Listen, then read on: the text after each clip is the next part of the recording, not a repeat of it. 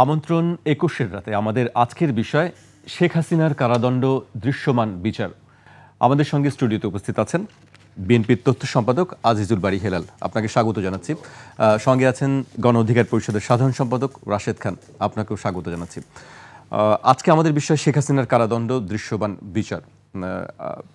এটি প্রথম বিচার। আজকে বিচারের যে রায়টি দেওয়া হয়েছে সেখানে বিনাশ্রম কারাদণ্ড দেওয়া হচ্ছে 6 মাসের, এবং যেদিন থেকে তিনি গ্রেফতার হবেন সেই দিন থেকে এই রায় কার্যকর হবে, আর কি সাজাটি কার্যকর হবে। এছাড়া ঐকমত্য কমিশনের সংস্কার বিষয়ে আলোচনা চলছে রাজনৈতিক দলগুলোর সঙ্গে। আমি প্রথমেই হেলাল ভাইয়ের কাছে জানতে চাই, বিচার নিয়ে একটি দাবি ছিল যে দীর্ঘদিন ধরেই বলা হচ্ছিল যে বিচারের কোনো চাক্ষুষ কোনো বিষয় আমরা দেখছি না, সংস্কার বিচার দুটোরই কোনো অগ্রগতি নেই। আজকে আমরা দেখলাম যে প্রথমবারের মতন যে একটি মামলার রায় হয়েছে। এই বিষয়ে আপনার প্রতিক্রিয়া জানতে চাই। আসলে আমার প্রতিক্রিয়া যে বাংলাদেশের জনগণ আশ্বস্ত হলো যে এই আপনার ফ্যাসিস্ট হাসিনার বিচার শুরু হয়েছে এবং একটা রায়ও পাওয়া গিয়েছে। সুতরাং এতদিন যারা বলতো যে বিচার প্রক্রিয়া নিয়ে সংশয় প্রকাশ করত, যে সমস্ত তাদের আন্তরিকতা নিয়ে সংশয় প্রকাশ করত, তাদের বক্তব্য মনে হয় এখন থামবে এবং এই বিচার প্রক্রিয়া শেষ না হওয়া পর্যন্ত নির্বাচন হতে দেওয়া হবে না, এরকম কথাও বলতো। এখন দেখেন একটা আপনার তো সাইবার ক্রিমিনাল অ্যাক্ট আমি যা দেখলাম, যে টেলিফোন কথোপকথনের মাধ্যমে একজনের 6 মাসের, একজনের শেখ হাসিনার 6 মাসের, আর একজনের 2 মাসের বিচার হয়েছে। এখন এইটা তো আপনার লাস্ট ভার্ডিক্ট পেতে অনেক দিন লাগবে, তাই না? সুতরাং সেই লাস্ট ভার্ডিক্ট কবে হবে সেইটা হওয়া পর্যন্ত নির্বাচন হবে না। তারা এখন বোঝা উচিত কতটা ভুল ন্যারেটিভ, কতটা ভুল রাজনৈতিক ডিসকোর্স তারা প্রণয়ন করত।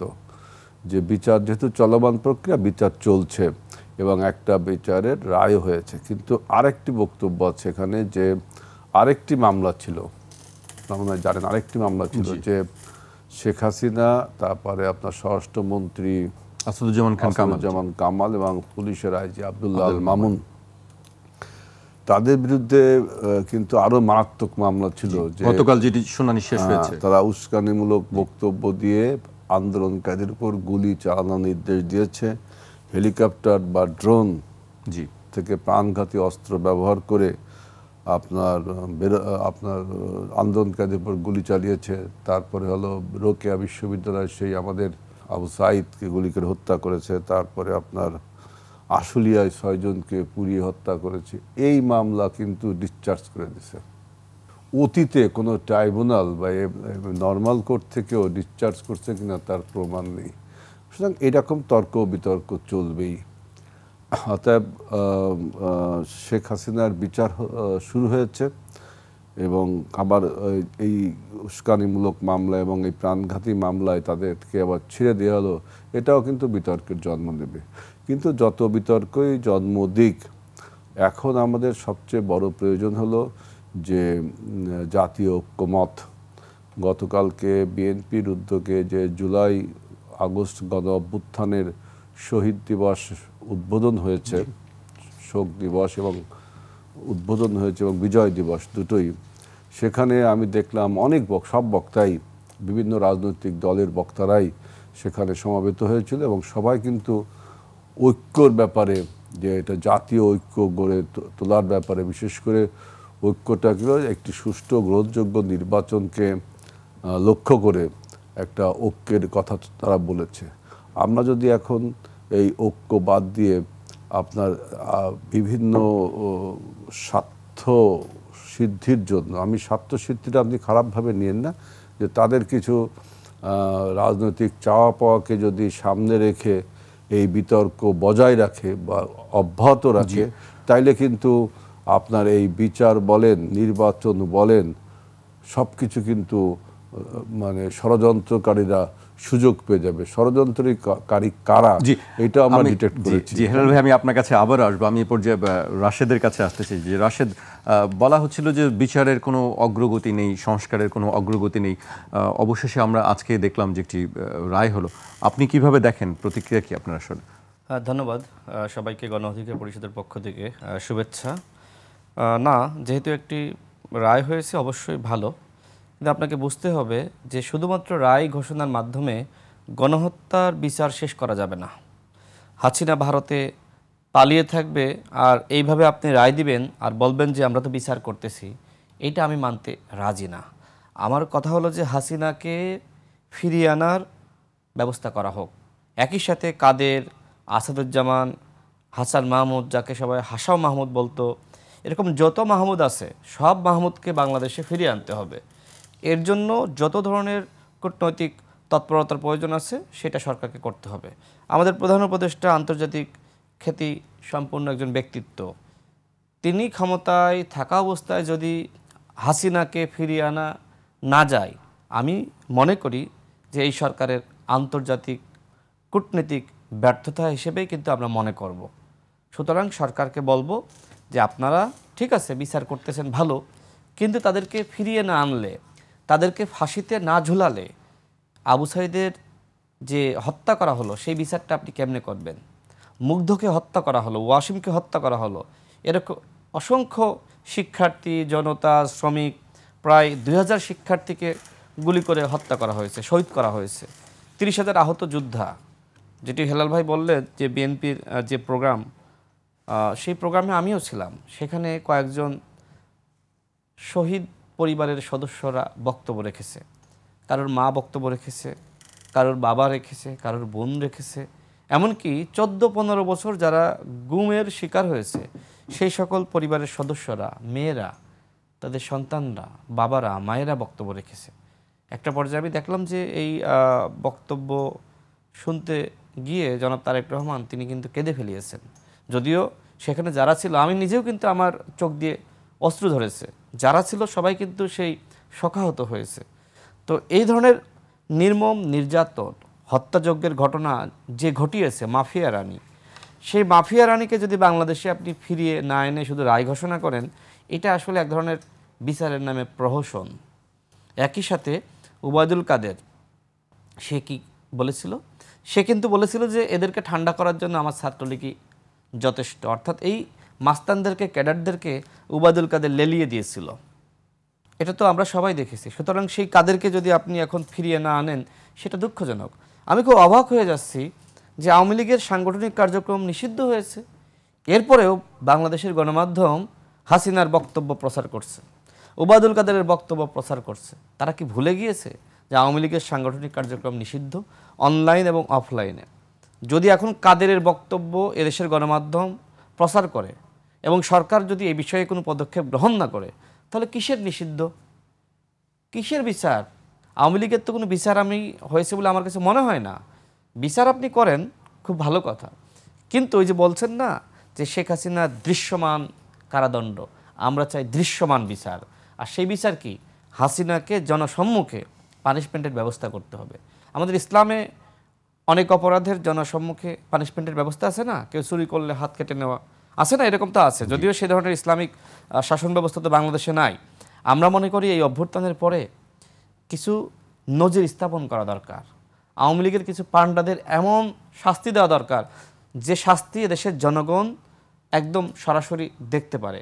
যেমনিভাবে আমরা দেখলাম যে আন্তর্জাতিক অপরাধ ট্রাইব্যুনাল যে বিচারটা হচ্ছে, লাইভ টেলিকাস্ট করা হচ্ছে, আমি মনে করি তাদের পানিশমেন্টটাও আসলে লাইভ টেলিকাস্ট করা হোক। যদি দৃশ্যমান সরাসরি আপনি না করতে পারেন, অন্তত লাইভে দেখাইতে হবে যে অমুককে ফাঁসি দেওয়া হচ্ছে। তাহলে কি হবে? মানুষ ভয় পাবে, আর কেউ হাসিনা হয়ে উঠতে চাইবে না, আর কেউ কাদের হয়ে উঠতে চাইবে না, আর কেউ সালমান এফ রহমান হয়ে উঠতে চাইবে না। সুতরাং আমাদেরকে অবশ্যই দৃশ্যমান বিচারের দিকে যেতে হবে, শুধুমাত্র দৃশ্যমান কারাদণ্ড না। কারাদণ্ড দিয়ে কি করবেন? এটা দিয়ে তো তাদের কোনো কিছু হচ্ছে না। ওরা তো ওইখানে পোলাও মাংস খাইতেছে, খুব আরামে রয়েছে। নরেন্দ্র মোদী তো আওয়ামী লীগকে ব্যাপক প্রোটেকশন দিচ্ছে। তো মোদী কেন আওয়ামী লীগকে প্রোটেকশন দিচ্ছে, এই জবাবকে আমাদের ডক্টর মোহাম্মদ ইউনূস চাইতে পারে না? ভারত যদি জবাব না দেয়, আন্তর্জাতিক অপরাধ আদালত রয়েছে, সেখানে মামলা করুক সেখানে যাক সরকারের পক্ষ থেকে, সরকার তো এখনো পর্যন্ত সেখানে যায়নি। তাহলে সরকার আসলে কিসের দৃশ্যমান বিচার করতেছে আমি জানি না। আমি এটাকে পজিটিভভাবে দেখছি, কিন্তু আমি সন্তুষ্ট না। পজিটিভভাবে হ্যাঁ বিচার শুরু হয়েছে, যেটি হেলাল ভাই বললেন যে একটা গোষ্ঠী বলতো যে বিচার শেষ হওয়ার আগে কোনো ইলেকশন নয়, বিচার শেষ হওয়ার আগে কোনো আপনার নির্বাচন নয়, এই ধরনের কথাবার্তা বলতো। তো যাই হোক, তাদেরকে আবার চোখে ধুলা দেওয়ার জন্য সরকার এই ধরনের রায় দেওয়া শুরু করলো কিনা সেটিও একটি বিষয় যে সরকার যেহেতু ইলেকশনের দিকে যেতে বাধ্য, সামনে তো ইলেকশনের দিকে যাবে, তো সেক্ষেত্রে ওই মহলকে সন্তুষ্ট করার জন্য এই ধরনের রায় শুরু করলো কিনা। বাট রায়ের মাধ্যমে বিচার হয় না, এটা আপনাকে মানতে হবে। শুধু রায় কোনো বিচার না। এই রায় দিচ্ছেন শেখ হাসিনার কি হচ্ছে, কাদেরের কি হচ্ছে, কারোর কিচ্ছু হবে না। আপনি ছাত্রলীগের সাদ্দামকে ফিরিয়ে আনেন, আপনি ইনানকে ফিরিয়ে আনেন, শয়নকে ফিরিয়ে আনেন। ওই শয়ন ছেলেটা কি বলেছিল, আমার হলের সিনিয়র, আমার 1 বছরের, একসাথেই উঠা বসা হলে আমরা বেশ ভালো ছিল। সে ছাত্রলীগের ক্যাডার হওয়ার পরে তার কথাবার্তাই পরিবর্তন হয়ে গেল। সে 15 জুলাই, আমার মনে আছে, 15 জুলাই যখন নারীদেরকে ঢাকা বিশ্ববিদ্যালয় ক্যাম্পাসে লাঞ্ছিত করা হয়, শিক্ষার্থীদেরকে রক্তাক্ত করা হয়, তখন সে বলেছিল যে ছাত্রলীগ যদি ফু দেয় 5 মিনিটে সব মাঠ ছেড়ে দিবে। এরপরে কি হয়েছে? ওরা তো 5 মিনিটও লাগে নাই। ওরা তো, হাসিনা তো মনে হয় জনগণ খবর পাওয়ার আগেই 1 সেকেন্ডও লাগে নাই, তার মধ্যে পালিয়ে চলে গেছে। সুতরাং আওয়ামী লীগের দৃশ্যমান বিচার হতে হবে। আওয়ামী লীগের অবশ্যই যারা অপরাধী, দেখেন আরেকটি বিষয় বলি, আপনি যে বিচার করতে চাচ্ছেন, সবাইকে হাসিনা কি সবাইকে নিয়ে পালিয়ে গেল? আমরা তো জানি শুধুমাত্র রেহেনাকে নিয়ে পালিয়ে গেছে। তাপস কি হলো? হেলাল কি হলো? হেলালের বাসা তো আমাদের ভাই হেলাল, কিন্তু আরেকজন হেলাল কিন্তু শেখ হেলাল আছে খুলনার, সে কোথায় গেল? তার ছেলেমেয়েরা কই গেল? আমরা তো আরও এরকম অনেককে দেখেছি, তারা কোথায় গেল? আওয়ামী লীগের শেখ পরিবারের একজনকে গ্রেপ্তার করে নাই। এমনকি যারা আসলে ডিসিশন মেকিংয়ে ছিল, এদের কেউই গ্রেপ্তার হয়নি। যারা জয়ের খুব ঘনিষ্ঠ ছিল, সেই আরাফাত গং, এরা কিন্তু কেউ গ্রেপ্তার হয়নি।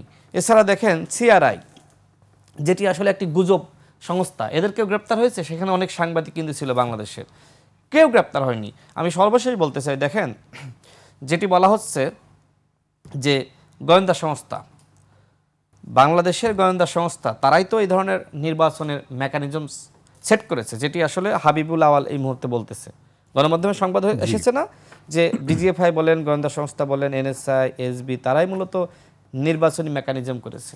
আপনি পুলিশের হয়তো হাতে গোনা কয়েকজনকে ধরেছেন, পুলিশ প্রধানকে ধরেছেন, আব্দুল্লাহ আল মামুনকে, কিন্তু আমার প্রশ্ন হলো, যারা বাংলাদেশকে ধ্বংস করেছে, সেই ডিজিএফআই, এনএসআই, এসবির কয়জনকে আপনি পানিশমেন্টের আওতায় এনেছেন?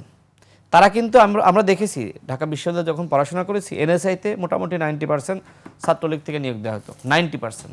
সেই 90%-এর 9 জনকে আপনি শাস্তি দিয়েছেন। তো এই গোয়েন্দা সংস্থা বহাল রেখে আপনি আগামী নতুন বাংলাদেশ গঠন করবেন, সুষ্ঠু নির্বাচন উপহার দিবেন। ডিজিএফআই যারা আয়নাঘর তৈরি করলো, তাদের একজনকে পানিশমেন্ট সরকার দিতে পেরেছে। তাহলে আয়নাঘরটা আপনি বের করলেন, আয়নাঘরের কারিগরকে আপনি কেন বের করতে পারলেন না? আপনি এই যে এসবির মনিরুল, ওরা কি করেছে? মানুষকে গুম করেছে, খুন করেছে, মানুষকে জঙ্গি বানিয়েছে। তো এই মনিরুলদের কয়জনকে আপনি পানিশমেন্টের আওতায় আনতে পেরেছেন? বাংলাদেশের কোনো কিছু পরিবর্তন হয়নি। ঠিক একই দৃশ্য সচিবালয়, আপনি যান সেখানে, শেখ হাসিনার বান্ধবীরা এখন সচিব, শেখ হাসিনার বান্ধবীরা, এবং শেখ হাসিনার যে মন্ত্রিসভা ছিল, তাদের দশররা কিন্তু এখনো পর্যন্ত সচিব। এখন এই সরকার কি করেছে? এই সরকার নামে মাত্র কয়েক জায়গায় রদবদল করেছে। দেখেন, এই 14-15 বছরে যারা আসলে আপনার বঞ্চনার শিকার হয়েছিল, তাদেরকে বিএনপি জামাত তকমা দিয়ে প্রমোশন দেওয়া হয়নি, অনেককে ওএসডি করা হয়েছে, অনেককে চাকরিচ্যুত করা হয়েছে। এখন ডক্টর মোহাম্মদ ইউনূসের সরকার ক্ষমতায় আসার পরে তার দায়িত্ব কী ছিল? যারা বৈষম্যের শিকার, যাদেরকে বাধ্যতামূলক চাকরিচ্যুত করা হয়েছে, তাদের চাকরি ফিরিয়ে দেওয়া, অন্যদের প্রমোশন দেওয়া। কিন্তু এই উপদেষ্টা পরিষদ কি করেছে জানেন? এই উপদেষ্টা পরিষদ তারা সিদ্ধান্ত নিল, তারা মনে করলো যে এখন যদি তাদেরকে আমরা প্রমোশন দিই, তাদেরকে বড় বড় সচিব বানাই, বড় বড় পদে বসাই, তারা তো আসলে বিএনপি জামাতের এজেন্ডা বাস্তবায়ন করবে, ওই দলের কথা মতন চলবে, আমরা তো আমাদের কাজ করতে পারবো না। তখন তারা সিদ্ধান্ত নিল যে আওয়ামী লীগের সচিবদের মাথায়, আওয়ামী লীগের সুবিধাভোগী কর্মকর্তাদের মাথায় পিস্তাল ঠেকিয়ে ভয় দেখিয়ে যতটা কাজ করানো যায় সেটাই ভালো। ফলাফল কি হলো? সরকারের প্রায় 1 বছর অতিক্রম করতে যাচ্ছে, এখনো পর্যন্ত মানুষ বলছে আগেই তো ভালো ছিলাম, বলতেছে না? 1 বছরে এখনো পর্যন্ত তারা সংস্কারের কোনো কিছু শুরু করতে পেরেছে? আলোচনায় করে যাচ্ছে খুব ভালো কথা আলোচনা, কিন্তু আপনি যেগুলো দলগুলো তো আপনার কাছে শুরুতে অনেকগুলো প্রস্তাবনা দিয়েছে, প্রত্যেকটা দলের মধ্যে আপনি কমন সেই কমনগুলো আপনি সংস্কার করে ফেলতে পারতেন না? বিচার বিভাগের জন্য আপনি আলাদা সচিবালয় গঠন করতে আবার কিসের সংস্কারের প্রয়োজন, কিসের ঐক্যমতের এই প্রয়োজন? বিষয়ে আমি আসবো আপনার কাছে, সংস্কারের বিষয়ে আমি কথা হবে। আমি এ পর্যায়ে হেলাল ভাইয়ের কাছে আবার আসতে চাই। মির্জা আব্বাসের একটি বক্তব্য আমি বলতে চাই, একটি পক্ষ তৈরি হচ্ছে যাতে বিএনপি ক্ষমতায় আসতে না পারে, তিনি এ ধরনের একটি মন্তব্য করেছেন। আসলে সেই একটি পক্ষ কারা, কোন পক্ষ তৈরি হচ্ছে যারা আসলে বিএনপিকে ক্ষমতায় আসতে দিতে চায় না? আমাদের প্রতিবেশী রাষ্ট্র ভারত বাংলাদেশের এই পরিবর্তনকে ভালোভাবে নেয়নি, সুতরাং এবং বিএনপির যে জন্ম এবং বেড়ে ওঠা তা ভারত, বিশেষ করে দিল্লির সরকারের নীতির বিরুদ্ধেই। দিল্লির সরকার যে বাংলাদেশের প্রতি আগ্রাসী মনোভাব নিয়ে তার কাজকর্ম করে, সেটার বিরুদ্ধেই আপনার বিএনপির জন্ম এবং বিকাশ। আর সেকেন্ডলি হলো যে আপনারা দেখেছেন যে গণ অভ্যুত্থানের পরে যারা বলে যে ভারতের সাথে সম্পর্ক পুনর্মূল্যায়ন করতে হবে, আওয়ামী লীগকে মাফ করে দিতে হবে, তারপরে আবার দেখবেন যে নির্বাচনকে, যেহেতু বাংলাদেশের 3 মাসে নির্বাচন করার একটা কনভেনশন আছে, বাংলাদেশের নির্বাচনকে পিছিয়ে দেওয়ার জন্য এবং বিভিন্ন রকম ষড়যন্ত্র, পিছিয়ে দিলে হচ্ছে কি, তারা যে সমস্ত দল এখনো ন্যাশন ওয়াইড হয়ে পারেনি, তাই না, অনেক ক্ষুদ্র ক্ষুদ্র দল আছে যারা এখনো ন্যাশন ওয়াইড হয়ে পারেনি, কিন্তু তাদের বক্তব্যগুলো কিন্তু ন্যাশন ওয়াইড, তাই না। এখন তারা এই স্পেসটা পেয়ে তাদের দল গোছানোর একটা সুযোগ করে নিচ্ছে এবং নির্বাচনকে প্রলম্বিত করছে। এর ফলে তারা দল গোছাবে, এটা ঠিক, কিন্তু এর ফলে যেসব পালিয়ে যাওয়া মাফিয়ারা এবং প্রতিবেশী রাষ্ট্র ভারত, তারা ষড়যন্ত্র করার সুযোগ পাচ্ছে। আমাদের মির্জা আব্বাস সাহেব সেটা বুঝিয়েছেন। আরেকটি কথা, যে রাশেদ অনেকগুলো ভ্যালিড কোশ্চেন তুলেছেন যে দৃশ্যমান বিচার। এখন আমার বক্তব্য, এই দৃশ্যমান বিচার বলতে বোঝায় যে সে লাস্ট ভার্ডিক্টটা কী হলো, তার কি ফাঁসি হলো, না তার যাবজ্জীবন হলো, না কিছু ছাড়া পেল। এটা তো আপনি বাংলাদেশের প্রচলিত বিচার ব্যবস্থায় অ্যাটলিস্ট আমার মনে হয় 14 থেকে 15 বছর লাগে, বুঝছেন, দৃশ্যমান হতে। এখন যা দেখবেন অ্যাবস্ট্রাক্ট একটা জিনিস, এটা বিমূর্ত দেখবেন যে 6 মাসের সশ্রম কারাদণ্ড বা ফাঁসির রায়ও যদি হয় সেটাও বিমূর্ত, এটাকে মূর্তমান করতে যায় আপনাকে 14 বছর সময়, 12-14 বছর সময় লাগবে। আরেকটি কথা, যেমন যে তাকে ধরে আনতে হবে শেখ হাসিনাকে, এটা তো খুবই ভ্যালিড, তাই না। এখন আপনার ইন্টারপোলের রেড অ্যালার্টও কিন্তু জারি রয়েছে।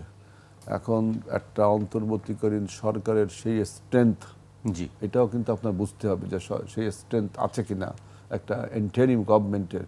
এটা তো আপনি বললেই তো আপনি যে বাংলাদেশ সৈন্য পাঠায় ধরে আনবে বা ইন্টারপোল দিয়ে ধরে আনবে, এর তো একটা ব্যাপক কূটনীতিক তৎপরতা দিয়ে ফ্রেন্ডশিপ করে, তাই না। অনেক আপনার এতে আমেরিকান সরকার মানে মতো এরকম মাইটিয়েস্ট গভর্নমেন্ট না যে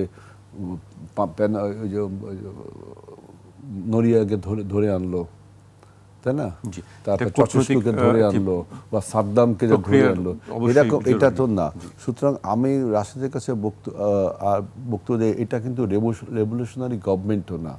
যে সমস্ত লোক ক্রিমিনাল অফেন্স করেছে, অনেকগুলো লোকের নাম বলেছে, ভ্যালিড এই লোকগুলো, কিন্তু তাদেরকে যদি আপনি রেভলিউশনারি অ্যাক্ট হতো, তখন কিন্তু ওই যে ফ্রান্স বিপ্লবের মতো গিলোটিনের নিচে তাকে দিলেও এটা কোনো বিচার, এটা অমানবিকও হতো না, এটাই বিচারে। কিন্তু যেহেতু হয়েছে অভ্যুত্থান, এবং রাশেদ একটা পয়েন্ট তুলছে তারা কিভাবে চলে গেল, তাই না। এখন এই সব কিছু করতে গেলে কিন্তু আমাদের যে মূল লক্ষ্য যে নির্বাচন এবং একটা নির্বাচিত সরকারকে, তখন আপনি এই কথাগুলো কিন্তু আরও জোরে সোরে বলতে পারবেন যে কেন তাদেরকে আনা হচ্ছে না, জি, কেন কালকে তাদের গ্রেপ্তার তারেক রহমান হচ্ছে একটি না। কথা বলেছেন যে নতুন নতুন ইস্যু যত তৈরি হবে তত এই জিনিসগুলো পেছাতে থাকবে। আমি হেলাল ভাই আপনার কাছে আসবো। এই মুহূর্তে আমাদের সঙ্গে যুক্ত আছেন আন্তর্জাতিক অপরাধ ট্রাইব্যুনালের প্রসিকিউটর গাজী এইচ তামিম আমাদের সঙ্গে যুক্ত আছেন। আপনি কি আমাকে শুনতে পাচ্ছেন?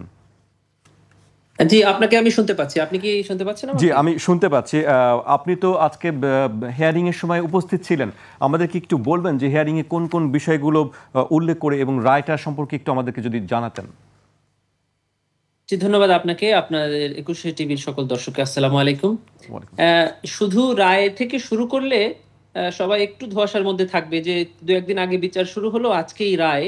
এর কারণটা কি একটু আমি জাস্ট অল্প কয়েক সেকেন্ডের মধ্যে বলছি। সেটা হলো ৫ অগস্টের পর সারা দেশে এই জুলাই গণঅভ্যুত্থান চলাকালে যে সকল হত্যাকাণ্ড ঘটেছে তার বিভিন্ন মামলা সারা দেশের থানাগুলোতে হতে থাকে। সেই মামলার একটা পর্যায়ে যখন সাবেক প্রধানমন্ত্রী শেখ হাসিনার বিরুদ্ধে ২২৭টি মামলা হলো, উনি মোবাইল অথবা কোনো একটি মাধ্যমে উনার একজন গাইবান্ধার এক সাবেক উপজেলা চেয়ারম্যানকে ফোনে বলছেন ২২৭টি মামলা হয়েছে আমার বিরুদ্ধে, ২২৭ জনকে হত্যা করার লাইসেন্স পেয়ে গিয়েছে। জি, আরো অন্যান্য কথা আছে, তার মধ্যে এটা জিস্ট। আরেকটি কথা উনি বলছেন যে তদন্ত কর্মকর্তা বা পুলিশ আমার বিরুদ্ধে তদন্ত করছে, ওর কি ভবিষ্যতে আর চাকরি করার ইচ্ছা নাই? জি, ৩ নাম্বার কথা হলো উনি আবার বলছেন যে তোমাদের বাড়িঘর যে পুড়িয়ে দিচ্ছে ওরা, কারা পোড়াচ্ছে? ওরা বলছে বিএনপি জামাতের লোকজন। বলছে তাদের কি বাড়িঘর নাই? সব কথা কি প্রকাশ্যে বলে দিতে হয়? এই ৩টি কথাকে আমরা কোট করে পুলিশের সিআইডি ক্রাইমস ইনভেস্টিগেশন ডিপার্টমেন্টকে পাঠিয়েছি তদন্ত সংস্থার পক্ষ থেকে আমাদের এই ট্রাইব্যুনালে। জি, ক্রাইমস ইনভেস্টিগেশন ডিভিশন ডিপার্টমেন্ট আমাদেরকে লিখিতভাবে জানিয়েছেন যে এই বক্তব্যটি সাবেক প্রধানমন্ত্রী শেখ হাসিনার। তারা কিভাবে এটাকে ভেরিফাই করলো সেটা হলো শেখ হাসিনার প্রদত্ত এর আগে যে সরাসরি বক্তব্য বিটিভিতে উনি প্রদান করেছিলেন বিভিন্ন কনফারেন্সে, সেগুলাকে ওরা কালেক্ট করেছে, করে এই দুটিকে ম্যাচ করে দেখছেন যে এই বক্তব্যটি শেখ হাসিনার এবং এই বক্তব্যটি কোনো এআই জেনারেটেড নয়, এই মর্মে আমাদের কাছে সিআইডি রিপোর্ট দিল। তখন আমরা দেখলাম এটি আন্তর্জাতিক অপরাধ ট্রাইব্যুনাল আইনের ১১(৪) ধারায় একটা অপরাধ। সেখানে কি আছে? সেখানে আছে যে এই ট্রাইব্যুনালে মামলা চলাকালীন অবস্থায় যদি কোনো পক্ষ এমন কোনো কাজ করে যাতে বাদী অথবা বিবাদীর কেউ বাধাগ্রস্ত হয় বা ট্রাইব্যুনালের বিচার বাধাগ্রস্ত হয়। আমরা বললাম যে এই মামলার একজন আসামি শেখ হাসিনা, সে বলছে ২২৭ জনকে হত্যার লাইসেন্স পেয়েছি। কারা তারা? যারা এই ট্রাইব্যুনালে অভিযোগ দায়ের করেছে, যারা এই ট্রাইব্যুনালের সাক্ষী হতে চায় অথবা হয়েছে, আর যে এই ট্রাইব্যুনালের বিভিন্ন মামলায় তদন্ত করছে যে তদন্তকারী কর্মকর্তা, এবং যারা এই মামলার ভিকটিম তাদেরকে উনি হুমকি প্রদান করেছেন। এই অভিযোগ আমরা ট্রাইব্যুনালে আনলে ট্রাইব্যুনাল ওনার বিরুদ্ধে একটা শোকজ ইস্যু করে যে এই বক্তব্যটা আপনার কিনা, বা এই ধরনের বক্তব্য আপনি বলেছেন কিনা, বা এই বক্তব্যে কোনো আদালত অবমাননা হয় কিনা। নোটিশটি ওনার যেগুলা ঠিকানা আমাদের জানা আছে, রেকর্ডে আছে, সেখানে সার্ভ করা হয়েছে। তারপরে যখন উনি আসেননি তখন তার বিরুদ্ধে একটা ২টি জাতীয় পত্রিকা, বাংলাদেশের বহুল প্রচলিত ২টি জাতীয় পত্রিকায় বিজ্ঞাপন দেওয়া হয়েছে একটা তারিখ নির্ধারণ করে যে আপনি অমুক তারিখে আসেন, আপনার বিরুদ্ধে এই অভিযোগ আনা হয়েছে, তার জবাব দেন। তারপরে যখন উনি আসেন নাই তখন ওনার পক্ষে একজন স্টেট ডিফেন্স মানে রাষ্ট্র নিয়োজিত আইনজীবী এনগেজ করা হয়েছে, যিনি তার পক্ষে কথা বলবেন। এর বাইরেও একজন অ্যামিকাস কিউরি, আমাদের ভাষায় যাকে বলে যে কোর্টের বন্ধু, যখন কোর্ট কোনো ব্যাপারে সিদ্ধান্ত নিতে পারছে না অথবা মনে করছে যে আরো বিস্তারিত ব্যাখ্যা দরকার, তখন ওনারা যে কোনো সিরিয়াস মামলার ক্ষেত্রে এটা করতে পারেন। সুপ্রিম কোর্টের একজন সিনিয়র আইনজীবীকে ওনারা অ্যামিকাস কিউরি হিসেবে নিয়োগ দিলেন। এই সবকিছু অ্যারেঞ্জমেন্টের শেষ দিন ছিল আজকে। আজকে কোর্ট ৩ পক্ষকে শুনেছেন, প্রসিকিউশনকে শুনেছেন যে কিভাবে এই অপরাধটা করা হয়েছে, স্টেট ডিফেন্সকে শুনেছেন, উনি বলেছেন যে এই অপরাধটা উনি করেননি অথবা তা প্রমাণিত হয়নি। অ্যামিকাস কিউরি এসছেন, অ্যামিকাস কিউরি বলেছেন যে যে কোনো কাজ যেটি কোর্টের অ্যাডমিনিস্ট্রেশন অফ জাস্টিস বিচার ব্যবস্থা ক্ষেত্রে বাধাগ্রস্ত করে, সেটা যে কাজই হোক না কেন, সেটি কথা দিয়ে হতে পারে, কাজ দিয়ে হতে পারে, লিখনের মাধ্যমে হতে পারে, সিগনেচারের মাধ্যমে হতে পারে, সেটিকে ট্রাইব্যুনাল আদালত অবমাননার কারণ হিসাবে গ্রহণ করতে পারেন। সকল বিবেচনায় আজকে আমাদের এই আইনের ১১(৪) ধারায় সর্বোচ্চ শাস্তি হলো ১ বছর। সেই সর্বোচ্চ শাস্তির মধ্যে শেখ হাসিনাকে 6 মাস এবং উনি যার সাথে কথা বলেছেন তাকে 2 মাসের বিনাশ্রম কারাদণ্ড প্রদান করেছেন। জি যদি এবং বলে দিয়েছেন যে ওনাদেরকে যেদিন গ্রেফতার করা হবে অথবা ওনারা যেদিন সারেন্ডার করবেন সেদিন থেকে এই রায় কার্যকর হবে। এটি হয়েছে মূলত সব মিলিয়ে আজকে। জি আমরা আসলে বুঝতে পেরেছি যে আসলে পুরো প্রক্রিয়াটি একটি স্বচ্ছ প্রক্রিয়ার মাধ্যমে দিয়ে ট্রাইব্যুনাল করেছেন। আপনাকে অনেক ধন্যবাদ আমাদের সঙ্গে যুক্ত হওয়ার জন্য। আমরা এবার একটি বিরতিতে যেতে হচ্ছে। দর্শক, একটি বিরতি নিচ্ছি, বিরতির পর আবারও ফিরবো 21 রাতে, আমাদের সঙ্গেই থাকুন।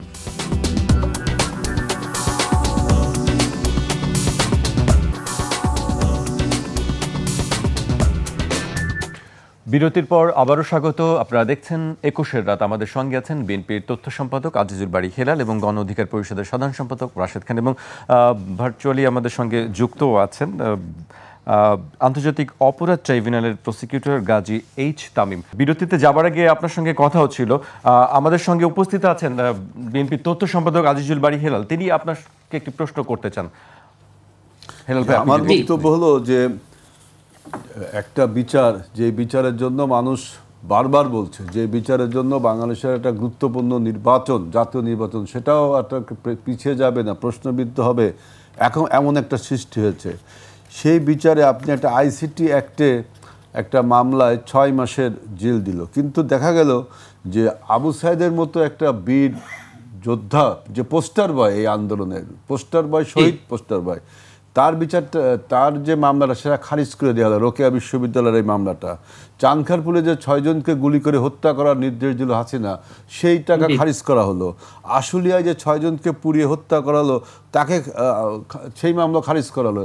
হেলিকপ্টার, ড্রোন থেকে যে প্রাণঘাতী অস্ত্র ব্যবহার করে আন্দোলনকারীকে হত্যা করলো শেখ হাসিনার নির্দেশে, সেই মামলাও খারিজ করে দেওয়া হলো। জনগণ চেয়েছিল যে এমন একটা দৃষ্টান্ত অন্তত প্রথমেই যদি হাতুড়ির বাড়িটা সেইভাবে দিতেন যে অন্তত ফাঁসি হতে পারে, বা অন্তত ফাঁসি হওয়ার মতো এরকম একটা রায়, এমন একটা বিচারকে আপনি আনতেন। অথচ আপনার কাছে ম্যাটেরিয়াল ছিল, তাদের একটা বিচারকে ফার্স্ট প্রায়োরিটি দেওয়া হলো না। গাজী এইচ তামিম, আপনি শুনতে পাচ্ছেন যে প্রশ্নটি ছিল আসলে যে অভিযোগগুলো ছিল সেই বিচারের প্রক্রিয়া না গিয়ে একটি, উনি বলছেন যে একটি ছোট এবং হালকা বিষয়ে কেন একটি তাড়াহুড়া করা হচ্ছে। জি, ওনার প্রশ্নটা খুবই সুস্পষ্ট এবং প্রসঙ্গতই, এবং এটা মানুষের জানা দরকার, না হলে উনি যে জিনিসটা বুঝে আছে সেটাই মানুষ জেনে থাকবে। ওনার প্রশ্নে একটু তথ্যগত ভুল আছে, সেটা হলো এই আপনি যে কয়টা মামলার কথা বলছেন সেগুলো কোনোটাই খারিজ হয়নি, প্রত্যেকটাই ট্রাইব্যুনালে ফাইল করা হয়েছে এবং প্রত্যেকটার বিচার কাজ চলছে।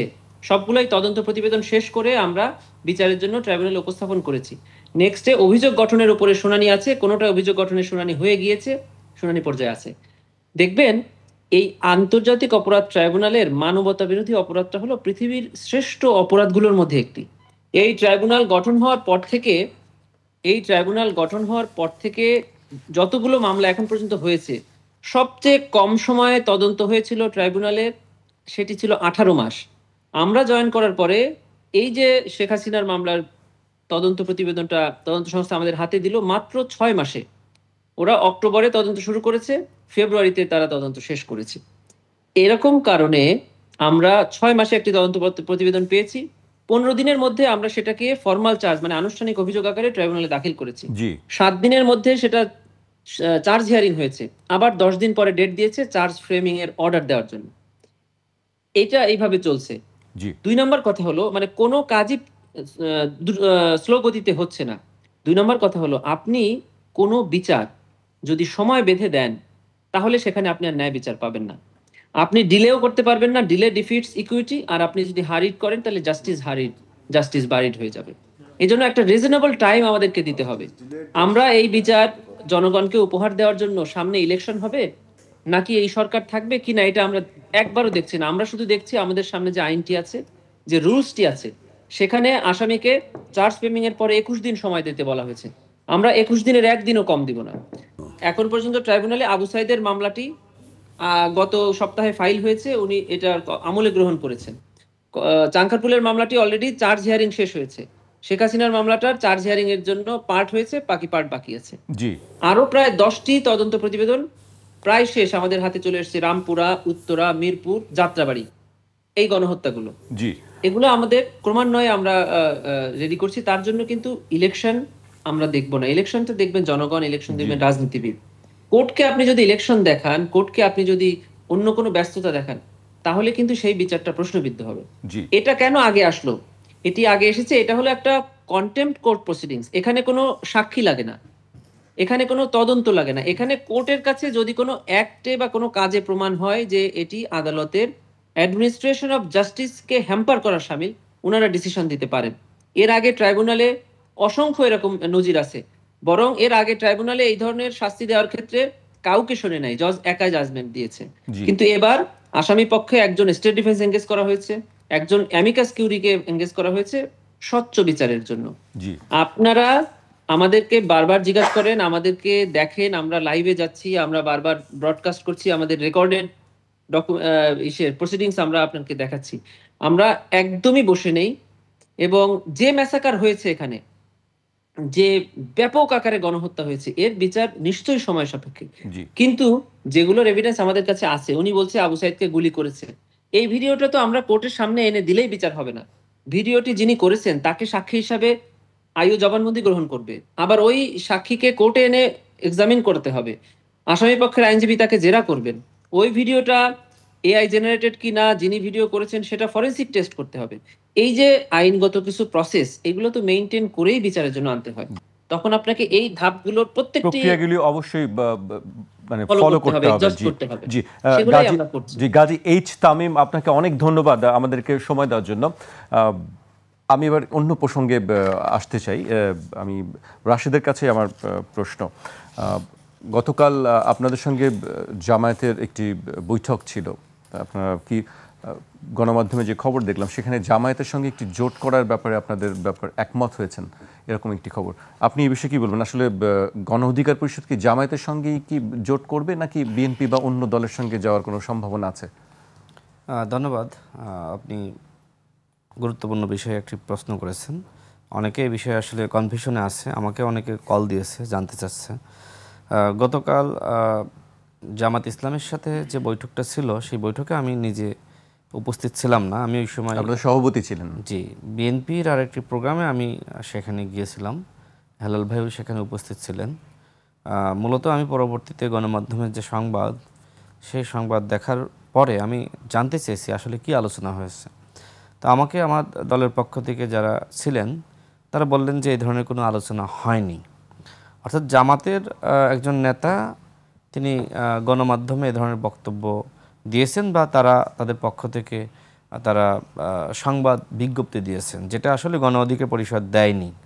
অর্থাৎ এক্ষেত্রে আসলে জামাতের সাথে জোটের বিষয়ে কোনো সিদ্ধান্ত, এ ধরনের কোনো আলোচনা সেখানে হয়নি। এখন তারা আসলে কোন ইস্যুটাকে মিন করে তারা এইভাবে দিয়েছেন তারাই বলতে পারবেন। গণ অধিকার পরিষদ এখনো পর্যন্ত যেটি মনে করে যে আমরা আমাদের সংগঠনকে গুছিয়ে নেওয়ার চেষ্টা করছি। আমরা আওয়ামী লীগের আমলে সম্প্রতি ইসলামী আন্দোলনের মহাসমাবেশেও আপনারা গিয়েছিলেন, সেখানেও আপনারা বক্তব্য দিয়েছেন। সেখানে বিএনপি ছাড়া মোটামুটি সব দলগুলোই অংশ নিয়েছিল। সেক্ষেত্রেও একটি আলোচনা আছে যে আসলে গণ অধিকার পরিষদ কি ইসলামী দলগুলোর সঙ্গে যোগ দিচ্ছে। সেটি হলো এখনো পর্যন্ত কোনো ইসলামিক দলের সাথে নির্বাচনী জোট বা সাংগঠনিক জোট সেটি করার কোনো আলোচনা বা সিদ্ধান্ত সেটি হয়নি। আমাদের দলের সিদ্ধান্ত, আমরা 300 আসনে নির্বাচনের প্রস্তুতি নিচ্ছি এবং সেই লক্ষ্যে আমাদের প্রার্থীরা তারা গণসংযোগ করছে, এলাকায় যাচ্ছে, মানুষের সাথে শুভেচ্ছা বিনিময় করছে। এখন বিএনপির সাথে আমাদের 2022 সাল থেকে যে যুগপৎ আন্দোলনের সম্পর্ক, সেই সম্পর্কের জায়গাটা রয়েছে। শুধু বিএনপি না, অন্যান্য দল আমরা যারা একসাথে যুগপৎ আন্দোলন করেছি তাদের সাথে সম্পর্ক আছে। গণতন্ত্র মঞ্চ বলেন বা এবি পার্টি বলেন, এবি পার্টি তো আর যুগপৎ আন্দোলনে সরাসরি ওইভাবে মানে ঘোষণার মাধ্যমে সম্পৃক্ত ছিল না, তবে তারা একই টাইমে তাদের মতন করে কর্মসূচি পালন করেছে, তাদের সাথে সম্পর্ক আছে। এবং জামাতও তো এই ফ্যাসিবাদ বিরোধী লড়াইয়ে ছিল এবং 20 দলীয় জোট যে সময়, সেই সময় তো একসাথেই তারা নির্বাচন বা রাজনীতি করেছে। এখন আমরা নতুন একটি দল হওয়ার কারণে মোটামুটি সবার সাথে বিভিন্ন মাধ্যমে দেখা সাক্ষাৎ হয়, কথা হয়। জামাত তাদের পক্ষ থেকে মূলত সৌজন্য সাক্ষাতের জন্য তাদের পক্ষ থেকে আহ্বান জানিয়েছিল, যেটি আমি জানলাম। তো সেই আহ্বানের প্রেক্ষিতেই জাস্ট সেখানে একটি সৌজন্য সাক্ষাৎ। সেটি কোনো জোটগত আলোচনা বা কোনো আনুষ্ঠানিক আলোচনা সেটি নয়। অর্থাৎ জামাতের সাথে গণমাধ্যমের খবর কিন্তু যে জোটটি হচ্ছে গণমাধ্যমে ওই যে জামাতের পক্ষ থেকে একটি বক্তব্য জামাতের একজন নেতা প্রেস রিলিজ দিয়েছেন, সেখানে ওইভাবে উল্লেখ করেছেন, যে কারণে গণমাধ্যমে এসেছে। আমাদের দলের পক্ষ থেকে তো এই ধরনের কোনো সংবাদ বিজ্ঞপ্তি দেওয়া হয়নি। এইজন্য আপনার কাছে জানতে চাই, এই জন্য আমি কনফিউশনটা আমি দূর করলাম যে আসলে কোনো দলের সাথে আমাদের নির্বাচনী জোট হয়নি, নির্বাচন আমরা একসাথে করব এই বিষয়ে সম্ভাবনা কি আলোচনা আছে হয়নি। জোট করার সম্ভাবনা সেটা তো আমি এখনই আলোচনা ছাড়াই আপনার এখানে বলে দিতে পারি না। আর বিশেষ করে জামাত ইসলাম বা ইসলামী আন্দোলন তারা তাদের প্রোগ্রামে দাওয়াত দেওয়া, সেখানে যাওয়া মানেই তাদের সাথে জোট করা, তাদের সাথে নির্বাচনে থাকা, তারা যা চায় সেই চাওয়ার সাথে শতভাগ একমত হওয়া, সেটি তো হতে পারে না। এখন গতকাল যে প্রোগ্রাম হলো সেখানে তো আপনার আমি দেখলাম যে জামাত ইসলামও আছে, গণতন্ত্র মঞ্চ আছে, গণ অধিকার পরিষদ আছে, বাংলাদেশের মোটামুটি সব দলই আছে, এনসিপিও আছে, বিএনপির আহ্বানে সবাই গিয়েছে। তো ঠিক বিভিন্ন দল তারাও বিভিন্ন অনুষ্ঠান করছে, তাদেরও প্রত্যাশা থাকে যে আমাদের আহ্বানে তারা আসুক, দাওয়াত দেয়, ডাকে। এখন এক জায়গায় যাওয়া মানে এই নয় যে আসলে তার সাথে আমার সম্পর্ক হয়ে গেছে, তার সাথে আমার বোঝাপড়া হয়ে গেছে। যেমন আমরা বিশ্ববিদ্যালয়ে যখন পড়েছি, ছেলে মেয়ে অনেকে সম্পর্ক করে, কিন্তু সম্পর্ক করলেই তো আলটিমেটলি বিয়ে হয় না, হয় না তো, যে যার মতন আলাদা বিভিন্ন জায়গায় মানে আবার পারিবারিক বন্ধনে আবদ্ধ হয়। তো এখন একজনের সাথে উঠা বসা মানে এই নয় যে তার সাথে আলটিমেটলি আমার থাকতে হবে। আমি জাস্ট হাস্যরসাত্মকভাবে বিষয়টা আসলে বোঝালাম। এবং বিএনপি যে প্রোগ্রামগুলো করছে সেই প্রোগ্রামে সবাইকে ডাকতেছে না, আবার জামাত করলে জামাতও কিন্তু সেই প্রোগ্রামে সবাইকে ডাকতেছে, বিএনপিও সেখানে যাচ্ছে। কিন্তু ইসলামী আন্দোলনের মহাসমাবেশে বিএনপিকে ডাকা হয়নি। শুধু বিএনপি জামাত একসাথে প্রোগ্রাম করা মানে এই নয় যে বিএনপি জামাত আগামীতে জোট হয়ে যাচ্ছে, আবার এটিও নয় যে বিএনপি জামাত আগামীতে জোট হচ্ছে না। বিষয় কিন্তু দুইটাই আছে। এখন রাজনীতিতে আসলে এক ধরনের মত পার্থক্য তৈরি হয়েছে, বিভিন্ন দলের দাবি দেওয়ার মধ্যে পার্থক্য আছে। সেই জায়গায় অনেকে চাচ্ছে যে তার দাবির প্রতি বেশি ভারত বা সমর্থন বাড়ুক, এ ধরনের চেষ্টা অনেকে করতেছে। এনসিপিও তো বিভিন্ন সময় বিভিন্ন জনকে ডাকতেছে। আপনি নিশ্চয়ই দেখেছেন যখন আপনার বিশেষ করে আমি ঘটনাটা ভুলে গিয়েছি, ঐক্যমত কমিশনের কোনো একটি বিষয়ের প্রেক্ষিতে সম্ভবত সেখানে এক মধ্যরাতে বিএনপি, এনসিপি, জামাতের শীর্ষ নেতারা একটি বৈঠক করেছে, গণমাধ্যমে সেই সংবাদ এসেছিল। হেলাল ভাই, আপনিও আই থিঙ্ক সেটা দেখেছেন। এখন এই বৈঠক হয়েছে মানে এই নয় যে সব বিষয়ে নির্বাচনী রোডম্যাপ প্রকাশের বিষয়ে ডক্টর মোহাম্মদ ইউনূসের সাথে যে বৈঠকটা হলো তার আগের দিন যেটা হলো যে নির্বাচনী রোডম্যাপ প্রকাশ বা এই বিষয়ে আসলে তাদের অভিমতটা কী হবে। দেখেন তারপরের দিন কিন্তু তিনটা দলই কিন্তু নির্বাচনী রোডম্যাপ প্রকাশের ব্যাপারে বক্তব্য রাখলো। নাহিদ ইসলাম তারা কি করলেন, তাদের কার্যালয়ে প্রেস ব্রিফিং করে বললেন নির্বাচনী রোডম্যাপ আমরা চাই। জামাত ইসলাম বললেন আমরা চাই, আর বিএনপি তো আগে থেকেই চাই, আমরাও তো চেয়েছি। তো এই যে আলাপ আলোচনা হওয়া মানে এই নয় যে সব দল এক হয়ে যাচ্ছে। আবার আগামীতে সব দল এক হয়ে, যেহেতু জাতীয় সরকারের প্রস্তাবনা রয়েছে, সব দল যে এক হবে না সেটিও আমি বলতে পারি না। তো আজকে কারোর সাথে বসা মানেই তার সাথে আমার জোট হয়ে যাচ্ছে, তার সাথে আমার সব কিছু হয়ে যাচ্ছে, সেটি আমি মনে করি না। সম্পর্ক তৈরি করা খারাপ কিছু না। এখন আমরাই কিন্তু ঐক্যের কথা বলছি না, বিএনপি বলছে, জামাত বলছে, আমি বলছি, এনসিপি বলছে, গণ অধিকার পরিষদ বলছে, সবাই বলছে। তো ঐক্যের স্বার্থে যদি সবার সাথে সবার পারস্পরিক সুন্দর বোঝাপড়া সম্পর্ক থাকে, সেটাকে আমি নেতিবাচকভাবে দেখছি না। সর্বশেষ বলবো যে ইসলামী আন্দোলন বলেন, জামাত বলেন বা অন্য দল বলেন, সেটি বিএনপি বলেন, তার সাথে বসা মানে, কথা বলা মানে আসন ভাগাভাগি, তার সাথে কথা বলা মানে একসাথে নির্বাচন করা, একসাথে জোট হয়ে গেছে, সেটি নয়। তফসিল ঘোষণা হওয়ার পরে তখন মূলত নির্বাচনী জোট নিয়ে আলোচনা হয়। আমার থেকে ভাই অনেক অভিজ্ঞ, তিনি আরো ভালো বলতে পারবেন। তফসিল ঘোষণার আগে কোনো দল নির্বাচনী জোট গঠন করে না, আসন ভাগাভাগি নিয়ে আলোচনা করে না। এটা অগ্রিম করে রাখা কিন্তু এক ধরনের ভুল, কারণ ওই সময়কার প্রেক্ষাপট বিবেচনায় কি হবে সেটা আপনি বলে দিতে পারি না। দেখেন, এই যে আমরা অনেকে বলছে যে ফেব্রুয়ারিতে ইলেকশন হবে নাকি হবে না, সেই জায়গায় লন্ডনে যে বৈঠকটা হয়েছে এরপরে বিএনপির কেউ সংশয় প্রকাশ করছে যে আসলেই ইলেকশনটা ফেব্রুয়ারিতে হবে কিনা। আবার বিএনপির শীর্ষ নেতৃত্বের জায়গায় যারা রয়েছেন তারা বলছেন যে না, আমরা আশ্বস্ত যে আশা করি ফেব্রুয়ারিতে ইলেকশনটা হবে।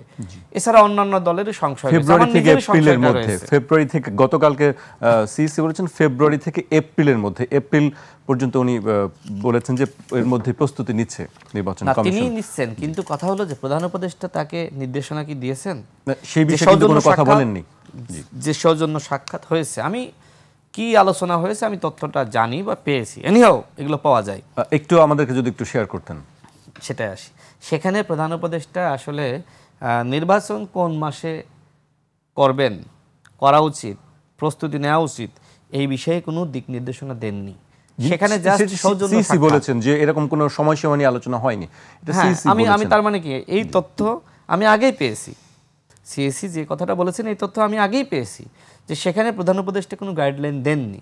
এখন আপনি লন্ডনে বৈঠক করলেন, সেখানে বললেন যে রাষ্ট্র সংস্কার এবং গণহত্যার বিচারের অগ্রগতি হলে আপনার ফেব্রুয়ারিতে ইলেকশনটা হতে পারে, এই কথা বলেছে। হতে পারে ফেব্রুয়ারিতে ইলেকশন হবে সেটা কিন্তু বলে নাই, এই জন্য কিন্তু সংশয় এবং সন্দেহ কিন্তু রয়েই গেছে।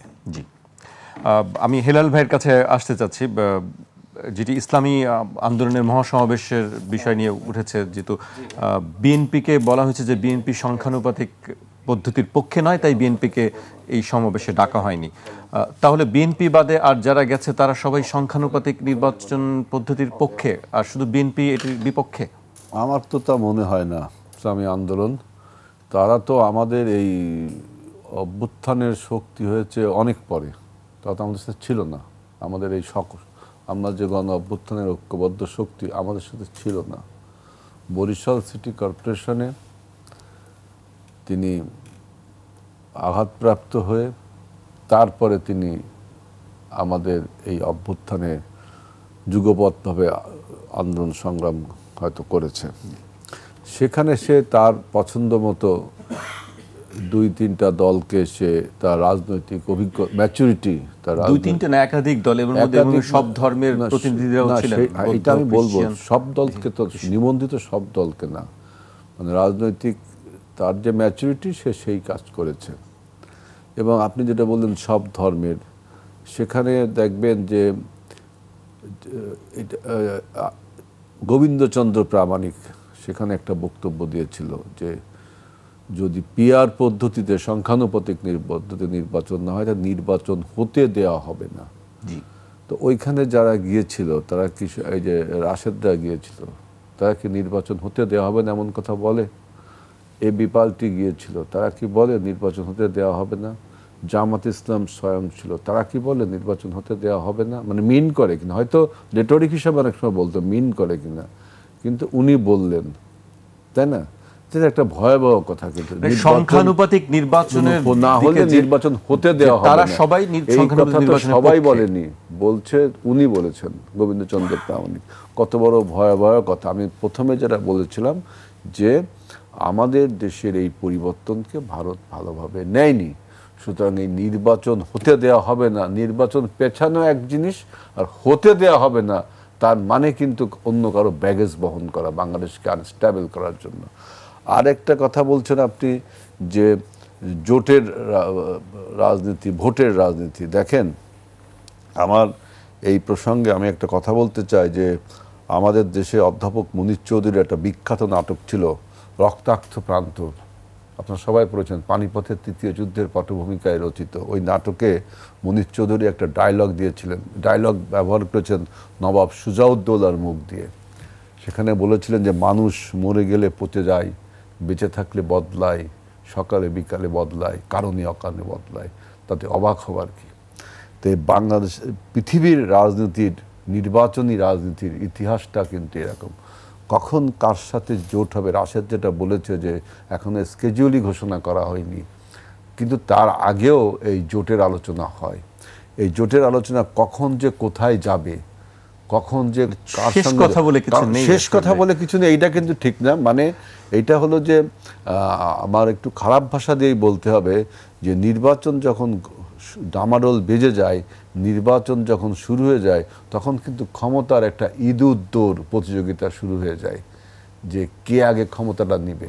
আপনি দেখেন যে পিআর পদ্ধতি, এই যে প্রপোর্শনেট রিপ্রেজেন্টেটিভ, এই পদ্ধতিটা, এটা কত আপনার একটা গ্লুমি, মানে ধোঁয়াশা।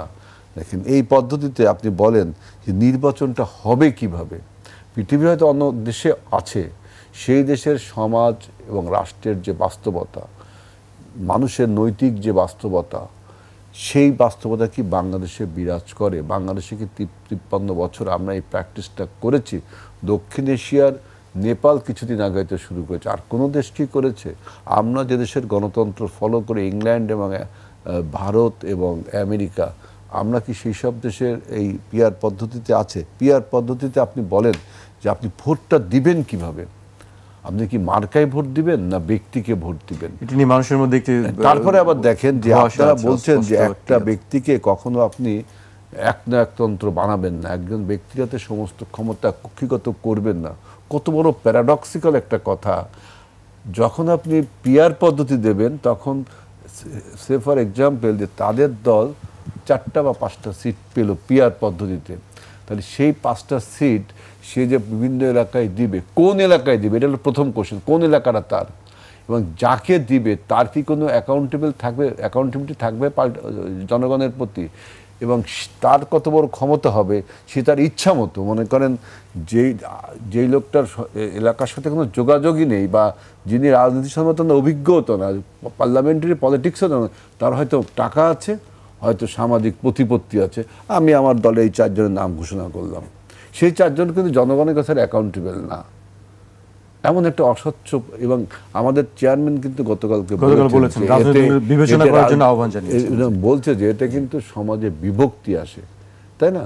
আজকে যদি বিএনপি 200 মানে পিআর পদ্ধতিতে 200টা সিট পেল, কোন 200টা আমাকে বলেন, কোন 200টা আমরা পাবো?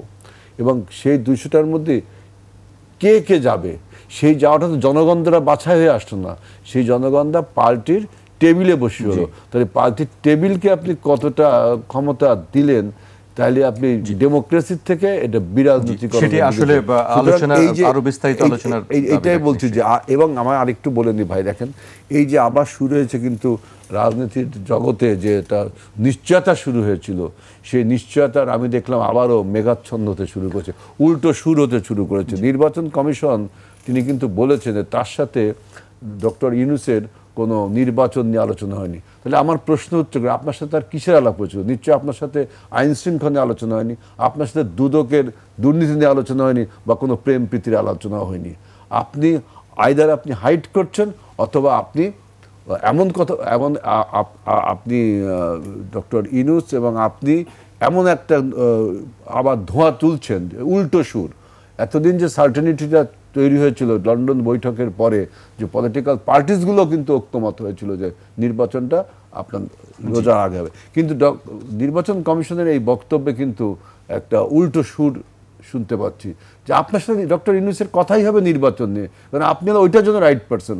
আপনি কি দেশের আপনার প্রশাসনিক ব্যবস্থা বা অন্যান্য ব্যবস্থা, বারবার বলা হচ্ছে যে সেই বিষয়ে আসলে পরিষ্কার করতে কি নিয়ে আলোচনা হয়েছিল। হেলাল ভাই, আমি এই পর্যায়ে রাশেদের কাছে আসতে চাই, একেবারে আমরা শেষ পর্যায়ে চলে এসেছি, খুব সংক্ষেপে রাশেদ আমাকে একটু বলবেন, তার আগে একটু আপনার একটি বক্তব্য আমি তুলে ধরতে চাই। ইতিপূর্বে যে খসড়া জুলাই সনদ উপদেষ্টাদের পক্ষ থেকে রাজনৈতিক দলকে দেওয়া হয়েছিল, সেখানে কোটা সংস্কার আন্দোলন শব্দ পর্যন্ত রাখা হয়নি। ইতিহাসকে নিজেদের মতো তৈরি করার একটা প্রচেষ্টা সেখানে ছিল, যা প্রতারণা ও ইতিহাস বিকৃতির শামিল। জুলাই সনদে ধারাবাহিক সংগ্রামের প্রকৃত ইতিহাস থাকতে হবে। আপনার আজকে একটি স্ট্যাটাস ছিল ফেসবুকে, একটু আমাদেরকে বলবেন খুব সংক্ষেপে যদি বলেন। আপনি ইতিহাস বিকৃতির অভিযোগ তুলেছেন। দেখেন, ৭১-এর ইতিহাস আমরা জানি, কিন্তু প্রকৃত ইতিহাস এখনো পর্যন্ত অজানা।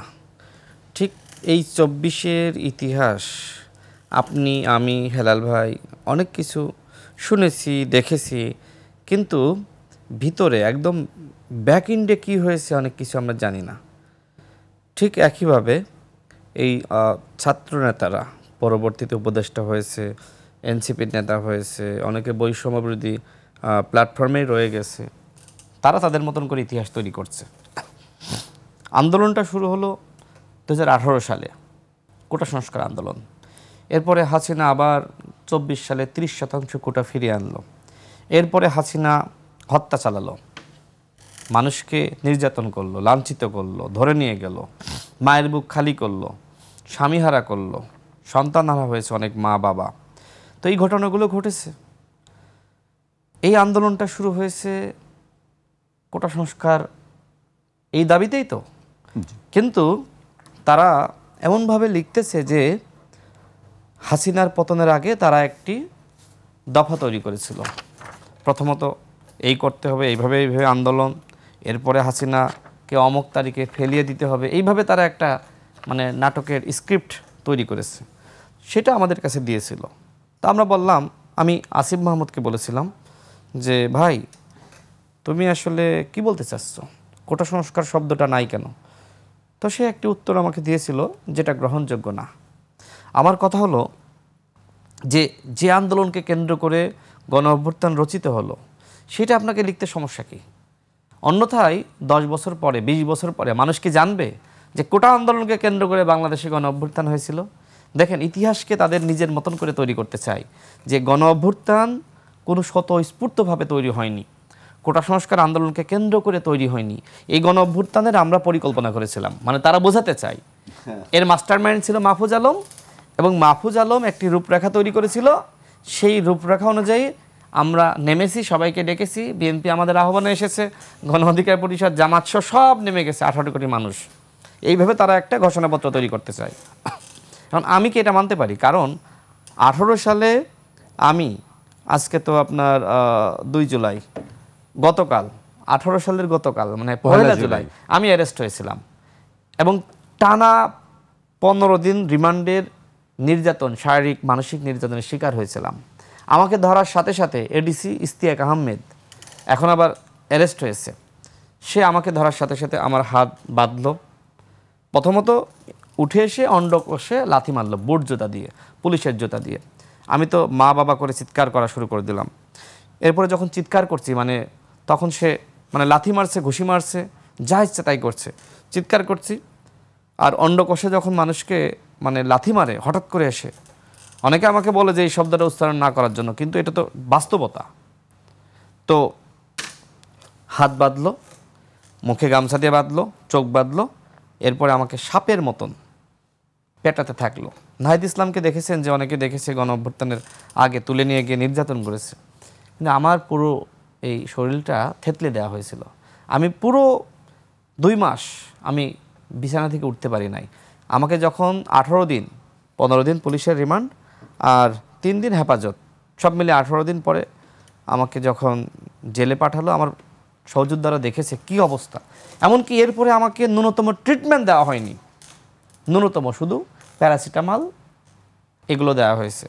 আমি ছিলাম এই যে আপনার মিন্টু রোডের সাইবার ক্রাইম ইউনিটের যে গারদ, সেখানে 2টা ছেলে ছিল, তাদেরকে টেকনাফ থেকে ধরে আনা হয়েছিল।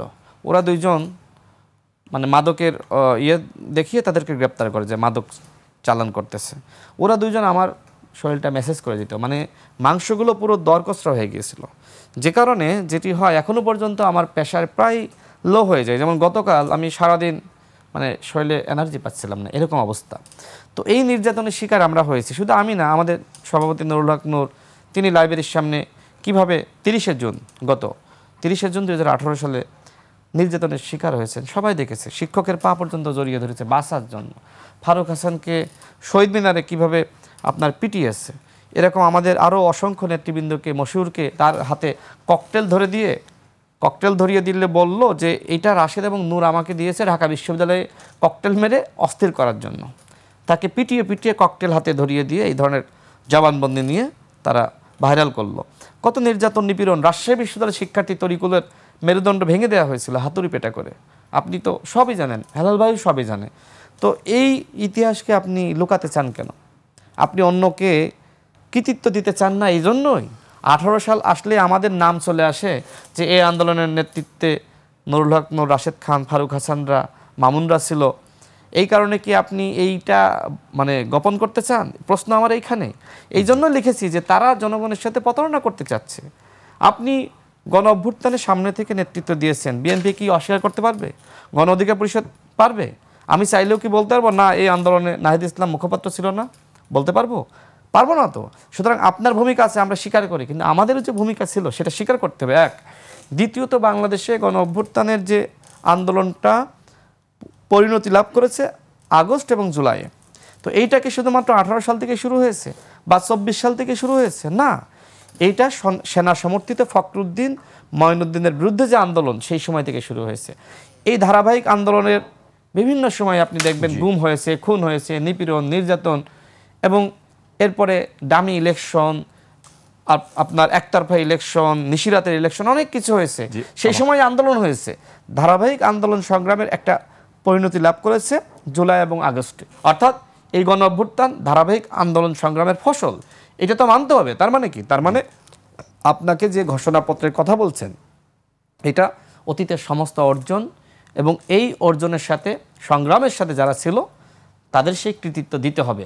অন্যথায় এই ঘোষণাপত্র একপাক্ষিক হবে, এই ঘোষণাপত্র কেউ মানবে না, গ্রহণ করবে না। নাহিদ ইসলাম যেটি বলেছেন যে সরকার এখন দিচ্ছে না, এখন তারা শহীদ মিনারে গিয়ে ঘোষণাপত্র পাঠ করবে, কিন্তু এনসিপির ঘোষণাপত্র, এই ঘোষণাপত্র কেউ গ্রহণ করবে না। আমাদেরকে শেষ করতে হচ্ছে, আমরা আজকে এখানেই শেষ করছি। আপনাদেরকে অনেক ধন্যবাদ আমাদেরকে সময় দেওয়ার জন্য। দর্শক, আজ এখানেই শেষ করছি, কাল আবার দেখা হবে রাত 12টায়। আপনারা সবাই সুস্থ থাকুন, নিরাপদে থাকুন, আর 21-এর সঙ্গেই থাকুন।